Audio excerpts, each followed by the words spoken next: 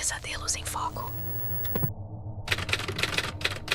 Pois bem, entre de mansinho. As luzes já se apagaram na maioria das casas. O frio da madrugada começa a morder. Aqui dentro, neste arquivo empoeirado de angústias e gritos silenciados, a temperatura parece cair ainda mais. Tenho em mãos o dossiê de número... não importa o número. Importa a história que ele contém. Uma história sobre o desejo ardente por uma vida melhor, sobre a promessa quebrada e sobre o preço. O preço terrível que a Senhora Sorte às vezes cobra. Esta não é uma daquelas fábulas sobre virtude recompensada. Não, esta é para Pesadelos em Foco. É sobre o jackpot que se transformou num abismo, sobre a paranoia que consome, sobre rostos familiares que se tornam máscaras de horror. É a história de Renata e da Mega Sena que virou sua cruz. Imagine uma cidadezinha pacata no interior de Minas Gerais, daquelas onde a vida ainda gira em torno da praça principal e da padaria da esquina. Em 1999, essa padaria, a Pão Quente, era o ponto de encontro matinal. Gente humilde e trabalhadora tomando seu café coado e comendo pão na chapa antes de encarar o dia. Os funcionários eram parte da mobília afetiva do lugar. Eram amigos, vizinhos, confidentes. Renata trabalhava lá. Uma mulher guerreira, na flor dos 20 e poucos anos, com a marca do cansaço sob os olhos, mas com a resiliência de quem criava um filho pequeno sozinha. Cada gorjeta era um alívio, cada hora extra uma bênção. O sonho de uma vida mais fácil, de segurança para o filho, era o motor que a impulsionava. Entre os clientes fiéis estava o Sr. Antônio, um senhor aposentado, figura carimbada na Pão Quente, que tratava as meninas do balcão e da cozinha como se fossem da família. Ele tinha um hábito peculiar. Adorava presentear com bilhetes de loteria. Comprava uma porção de jogos da Mega Sena em casas lotéricas quando ia para a cidade maior e distribuía. Para os netos, para os amigos e, claro, para o pessoal da padaria. Era um gesto de carinho, uma forma de compartilhar a pequena esperança que cada bilhete carregava. Naquela semana em particular, uma Mega Sena estava acumulada. O prêmio era daquele de tirar o fôlego, suficiente para sumir do mapa e nunca mais se preocupar com nada. O Sr. Antônio apareceu na padaria com um bolinho de bilhetes individuais. Deu alguns num dia para quem estava no turno, outros no dia seguinte. Um desses bilhetes foi parar nas mãos de Renata. Havia um combinado, sabe como é? Informal. Daqueles que surgem na base da brincadeira e do desejo compartilhado de mudar de vida. Sentados em volta de uma mesa no final do expediente, ou encostados, no balcão enquanto limpavam a chapa, eles falavam: "Imagina se um de nós ganha? Dividimos tudo, hein? Compramos uma casa pra gente, abrimos uma padaria nossa." Era mais um desabafo sonhador do que um contrato assinado. Ou era. Para Renata, talvez fosse só um papo. Para os outros, Ana, Bruno, Clara, Daniel, talvez tivesse outro peso. O Sr. Antônio, o doador dos bilhetes, também acreditava nesse espírito de partilha, pedindo em tom de gracejo, mas com um fundo de verdade, que não se esquecessem dele, talvez com um carro novo, se a sorte sorrisse para qualquer um deles. O sorteio aconteceu. A vida na padaria seguiu normal no dia seguinte. Renata, com a cabeça cheia das contas e do próximo turno, nem se lembrou do bilhete na hora. Foi só mais tarde, depois que o movimento da manhã diminuiu, que alguém comentou sobre o sorteio. Os colegas que receberam bilhetes no dia anterior conferiram os seus. Nada. A decepção habitual. Aí alguém lembrou: "Renata, e o seu bilhete? O Sr. Antônio te deu um ontem." Exausta, descrente, mas com aquela pontada teimosa de esperança que nunca morre totalmente, Renata pegou o bilhete. Sentou-se num canto, os colegas se aproximando por pura curiosidade e camaradagem. Ela começou a conferir os números. E então, o ar saiu dos pulmões de todos. O silêncio se instalou. Durou uma fração de segundo e explodiu em gritos. Não, era possível. Os números. Eram todos ali. No bilhete dela. O prêmio era colossal. 50 milhões de reais em 1999. Uma quantia que mudaria não só a vida dela, mas a de 100 famílias como a dela. Era a chave para uma vida sem apertos, para o futuro do filho, para a liberdade que ela tanto ansiava. A padaria virou uma festa instantânea. Gritos, abraços, lágrimas de alegria, de surpresa, de alívio. Renata, nós ganhamos, nosso pacto, nossa vida vai mudar. Os colegas pulavam, gritavam, abraçavam-na. Mas no meio da euforia geral, o sorriso de Renata era diferente. Era radiante, sim, mas também fechado, protetor. Em sua mente, aquele bilhete tinha o nome dela. O Sr. Antônio deu para ela. O pacto? Ah, era papo de pé de balcão, coisa de trabalhador sonhando acordado. A realidade era que ela precisava daquele dinheiro, todo ele, para seu filho, sua família. Em poucas horas, Renata pediu demissão. Não houve churrasco de celebração com os colegas. Não houve brindes coletivos. Houve uma corrida para casa, para a família mais próxima. Os pais, os irmãos, o marido na época, Pedro. O dinheiro seria deles. Criaram uma empresa, um arranjo legal para gerenciar a fortuna e, claro, tentar minimizar o que iria para o leão, a Receita Federal. Na padaria Pão Quente, a doçura dos pães deu lugar a um amargor intenso. O sonho compartilhado virou um pesadelo de traição. Os colegas se sentiram passados para trás, enganados. O pacto para eles era sério, era a base da confiança mútua. Agora, sentiam-se roubados pela própria companheira de turno. A resposta veio rápido. Em poucas semanas, Renata recebeu a notificação. Os 4 colegas, Ana, Bruno, Clara e Daniel, a estavam processando. Exigiam a parte deles baseados no acordo verbal. Queriam o dinheiro que acreditavam ser legitimamente deles também. A vida de Renata, que deveria ser um mar de rosas, se transformou num tribunal. As reuniões com advogados consumiam seu tempo e sua futura fortuna.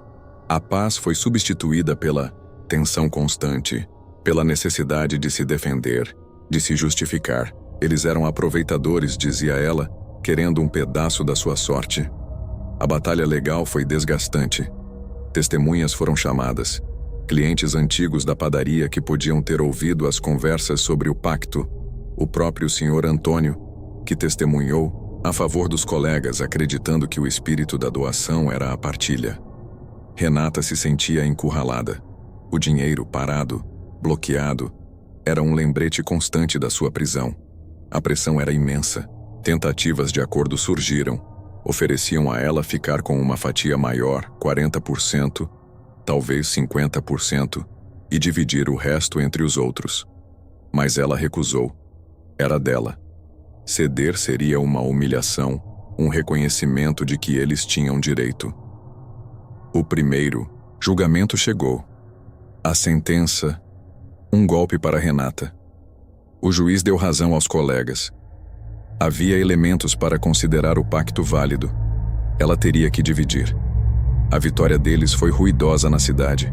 Um alívio para quem via aquilo como justiça. Para Renata foi o chão desabando, mas ela não desistiu. Recorreu. A estratégia jurídica na apelação mudou. A defesa de Renata argumentou que, embora existisse a intenção de um bolão informal, a forma como os bilhetes foram dados, individualmente pelo Sr. Antônio, como presentes pessoais, e a falta de regras claras ou de um fundo comum para a aposta, descaracterizavam um bolão legalmente reconhecido.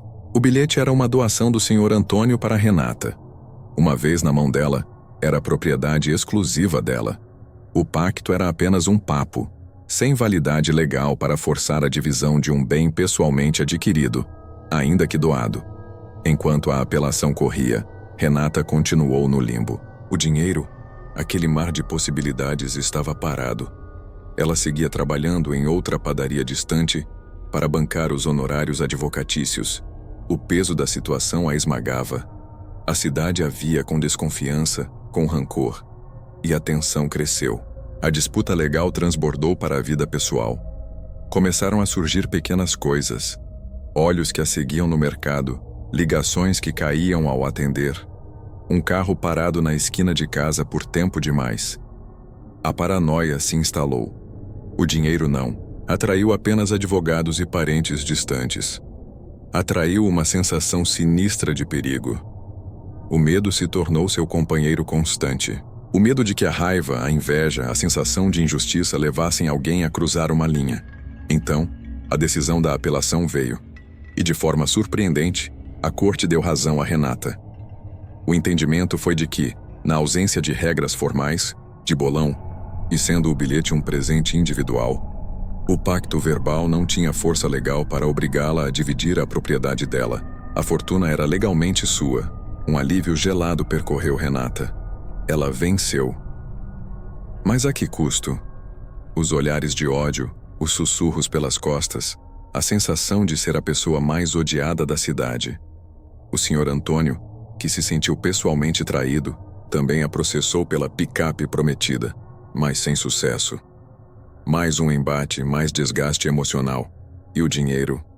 Ele continuava ali, como um farol na escuridão, atraindo todo tipo de criatura. Poucos dias após a resolução do caso do Sr. Antônio, o pesadelo se materializou da forma mais aterrorizante possível. Era de madrugada, ainda escuro. Renata se preparava para ir trabalhar. Entrou no carro estacionado na frente de casa. No momento em que ligava a ignição, a porta ao lado abriu bruscamente. Era Marcos, seu primeiro ex-marido. Ele já havia dado sinais de perturbação antes, com incidentes de invasão, mas a presença dele ali, naquela hora, com um brilho febril nos olhos e o cheiro forte de bebida e desespero, era diferente. Ele sabia do dinheiro e parecia acreditar que ela era a culpada por tudo de errado na vida dele. Agora que ela tinha tudo, ele a empurrou para o banco do passageiro e assumiu o controle do carro. A respiração dele era pesada, a dela, presa na garganta. Ele dirigiu sem rumo aparente, saindo da cidade, pegando estradas de terra, entrando por picadas que ela mal reconhecia. O silêncio era quebrado apenas pelas ameaças murmuradas de Marcos sobre o que ele faria com ela, sobre o que ele merecia. O terror puro e absoluto tomou conta de Renata. Ela ia perder a vida. Ali, naquele fim de mundo. O dinheiro, que deveria ser sua salvação, a trouxe para este lugar sombrio e isolado. Ele parou em uma clareira abandonada, longe de qualquer civilização. Desligou o carro. A escuridão lá fora era quase completa. A respiração de Marcos ofegante ao lado dela. Ele a segurou com força, começou a arrastá-la para fora. Nesse instante crítico, o telefone de Renata tocou no bolso da calça. O som, vibrante, alto no silêncio da noite, quebrou a tensão mortal. Marcos hesitou por um segundo. Renata, com a voz falhando, mas desesperada, sussurrou: "Se eu não atender, vão sentir minha falta. Vão te procurar. Vai ser pior para você." A hesitação dele foi suficiente. Um cálculo rápido em seus olhos turvos. Ele rosnou: "Atende. Diz que está tudo bem. Rápido." Renata, com as mãos trêmulas, estendeu a mão para a bolsa no assoalho. Nos últimos meses, sentindo-se vulnerável, ela havia adquirido, com grande dificuldade e de forma extraoficial, algo para se defender. Seus dedos encontraram o objeto frio e pesado. Não havia tempo para pensar, para ter medo, apenas para agir. No momento em que Marcos baixou a guarda, mesmo que por um instante, ela puxou o pequeno revólver. Não mirou no telefone. Mirou nele. E num ato desesperado para preservar sua própria existência e não ter seu fôlego ceifado naquele lugar, ela disparou. O estampido foi ensurdecedor no silêncio da mata. Marcos gritou, cambaleou para trás, levando a mão ao peito, ficando gravemente ferido, entre a vida e a... Chocada, mas ainda dominada pelo instinto de sobrevivência, Renata não fugiu. Ela o arrastou de volta para o carro, o colocou no banco do passageiro e, tremendo, dirigiu até a delegacia mais próxima no município vizinho. Contou tudo. Foi investigado, mas no final considerou-se que ela agiu em legítima defesa. Marcos sobreviveu, mas com sequelas graves. E os problemas não acabaram. Houve o divórcio de Pedro, o marido. Se ele saiu com alguma parte da fortuna, ninguém confirmou. Mas a vida de Renata, marcada pelo trauma daquela noite, nunca mais seria a mesma. Anos depois, quando as cicatrizes pareciam começar a fechar, veio a Receita Federal, em 2012, exigindo o Imposto sobre Doação, ITCMD, sobre os milhões que ela havia transferido para os familiares através daquela empresa. A defesa dela, ironicamente, usou o mesmo argumento que ela desdenhou anos antes. Não era doação, era o cumprimento de um acordo de partilha do prêmio com a família. A corte não aceitou. Ganhar na loteria era dela. Transferir o dinheiro para outros era doação, sim. Ela perdeu, tendo que pagar uma fortuna em impostos, embora o valor base tenha sido reajustado. Onde Renata está hoje? Rumores dizem que, se mudou para o sul, trabalha em alguma área que envolva jogos, talvez em cassinos ou casas de apostas legais. Ainda na ativa, convivendo com o dinheiro que trouxe tanto sofrimento. Então eu pergunto a você que me ouve no escuro: Renata foi gananciosa? Quebrou com uma promessa e pagou por isso? Ou ela apenas defendeu o que era dela contra a ganância alheia e foi perseguida por isso? A fortuna da Mega Sena foi uma maldição ou apenas um catalisador para o pior da natureza humana e as voltas infelizes do destino? Seja qual for a sua resposta, lembre-se da história de Renata, da padaria Pão Quente, do bilhete da Mega Sena, dos amigos que viraram inimigos, dos processos, da paranoia, daquela noite escura na clareira. Lembre-se que o sonho da riqueza pode abrir portas, mas algumas delas levam direto para o coração de um pesadelo. E deste não há dinheiro no mundo que pague para acordar. Feche a porta ao sair. E não se esqueça de olhar por cima do ombro. Nunca se sabe o que a sorte, ou o azar, deixou para trás na escuridão.